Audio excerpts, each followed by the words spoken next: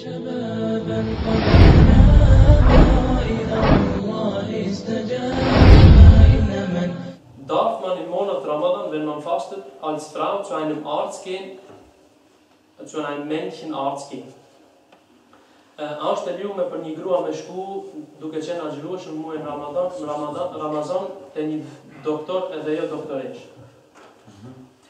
Nëse për smundjen që e ka mjeke, femër, e ka obligim me shku te femra dhe jo te mashkulli. Në Ramazan, aja është Ramazanit, çdo herë është haram nëse ka mjeke. Nëse ka mjeke femër, nuk lejohet me shku te mjeku mashkull. Dhe s'ka të bëjë kjo në Ramazan apo jashtë Ramazan.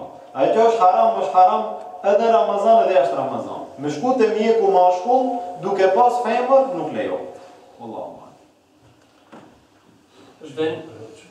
Wenn es für die Frau möglich ist, zu einer Ärztin zu gehen, dann ist es ihr nicht erlaubt, zu einem männlichen Arzt zu gehen, sei es im Monat Ramadan oder nicht im Monat Ramadan.